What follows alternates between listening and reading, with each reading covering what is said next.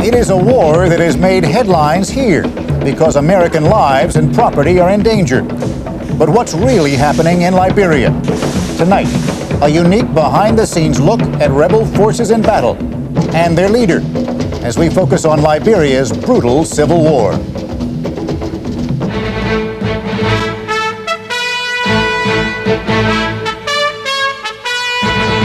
This is ABC News Nightline.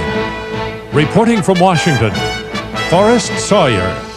Look around the West African nation of Liberia, and you'll see echoes of the United States. The country was founded as a home for freed American slaves. The capital city is named after President James Monroe. The soldiers dress like American GIs, and American culture is widely admired. Look around and you'll also see the fingerprints of the U.S. Washington operates critical intelligence and communication installations there. Military ships and aircraft are permitted to land with just 24 hours' notice. So it is an American problem when Liberia sinks into civil war and economic collapse. The government's run by a former Army sergeant critics call a murderer and a thief. The rebels are led by a former government minister accused of embezzlement and associations with Libya's Muammar Gaddafi. Peace talks, now in their second day, remain deadlocked. Just how brutal is this war? We begin with a remarkable portrait drawn by Nightline producer George Rivera and correspondent Don Kladstrup of life inside the rebel forces.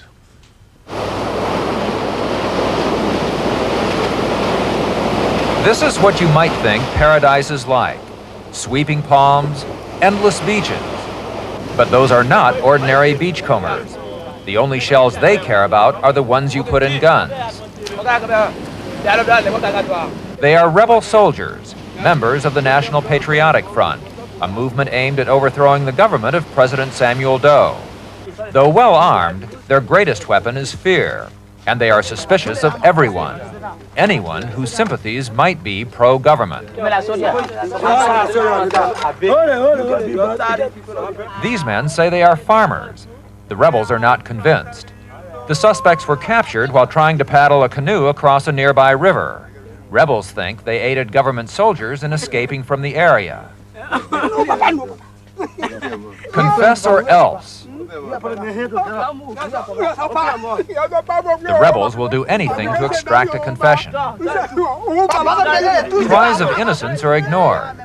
The intimidation continues. The rebels seem to enjoy their work.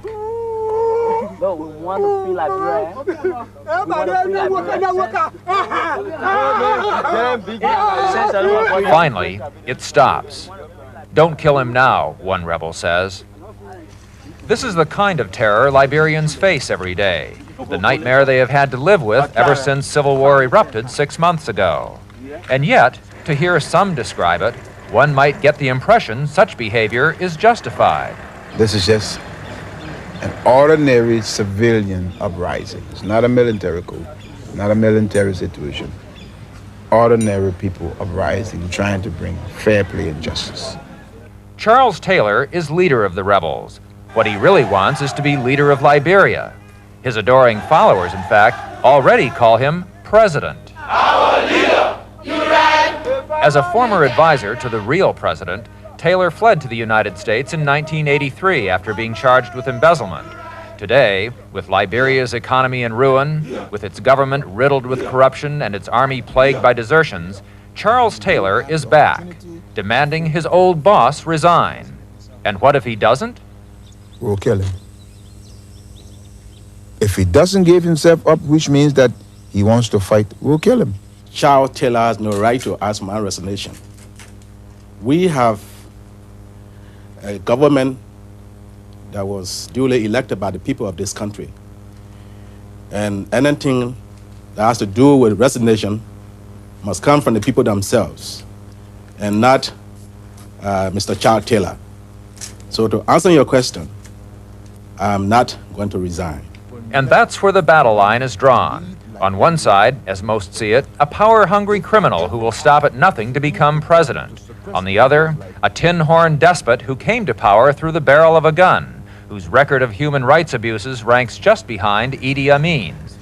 Caught in the middle are thousands of civilians.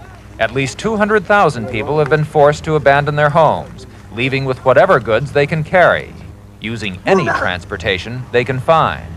They have no food except the food which is growing in the bush. They have no availability to medicines, no availability to water, no sanitation. And no hope. Thousands, perhaps tens of thousands, have been killed in the Civil War, a conflict fueled by tribal hatreds and atrocities by both sides. The killings have never stopped. The mayhem has never stopped. The country is going downhill, it's ruined, the economy is ruined, everything is just, it's just taking a backward turn. If it weren't for the bloodshed, it would almost be comical. These are the people Taylor says will help restore democracy to Liberia. Young people, uneducated people, tripping out on the thrill of taking part in revolution, dressed in clothes they've stolen along the way. Their idea of a good war is the chance to steal more. We are the commandos! Special force commandos! Special force commandos! There is no chain of command here, but there is magic and superstition.